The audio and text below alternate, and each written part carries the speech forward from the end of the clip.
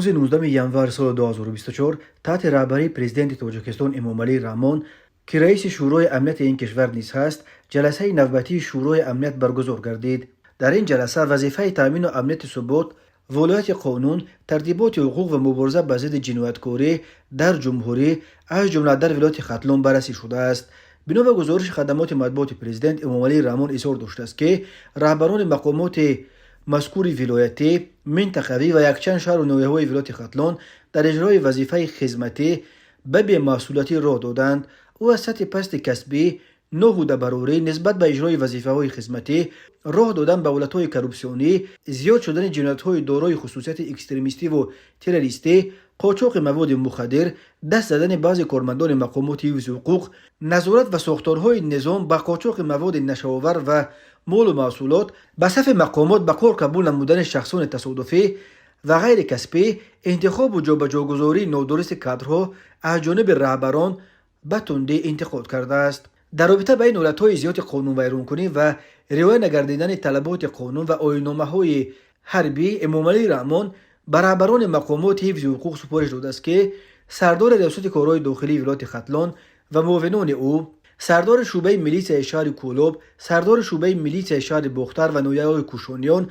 سردار ریاست کارهای داخلی منطقه کولوب، سرداران بعضی از ریاست‌های دستگاه مرکزی وزارت کارهای داخلی از وظیفه آزاد کرده شوند. پرکرور ولایت ختلان و معاونان او، سرداران بعضی از ریاست‌های پرکراتور گنرالی و پرکروران یکچند شهر و ناحیه‌ها از وظیفه‌شان آزاد کرده شوند. سردار گروه فوری ریاست کمیته دولتی امنیت ملی در ولایت ختلان، سردار گروه فوری ناحیه منطقه کولوب و سرداران یکچند ریاست‌های دستگاه مرکزی کمیته دولتی امنیت ملی از وظیفه آزاد کرده شوند. سردار ریاست اگنتی نظارت دولتی مالیوی و مبارزه با کروپسیا در ولایت ختلان و معاونان او، سردار شعبه اگنتی نظارت دولتی مالیوی در شهر و ناحیه‌های منطقه کولوب و سردار ریاست نظارت سوبیکت‌های خواجگیداری، لایحه‌های سرمایه‌گذاری اگنتی با سپارش پرزیدنت مملکت از مقامات آزاد کرده شوند. سردار یکچند ریاست‌های اگنتی نظارت مواد نشه‌آور نیز از وظیفه آزاد کرده شوند. اینچنین به وزیر مدافع و فرمانده قشون‌های سرحدی کمیته دولتی امنیت ملی سپارش داده شد که کارمندان قسم‌های نظامی را که به کمبودی و قانون ویرانکنی‌ها راه دادند از وظیفه آزاد کرده، جهت برطرف نمودن همه گونه حرکت‌های غیر قانونی، تدبیرهای قطعی اندیشیدن از نتیجهش به طور خطی در مدت 10 روز حساب دهند. پرزیدنت امامعلی رحمان به مسئله اتستاسیا،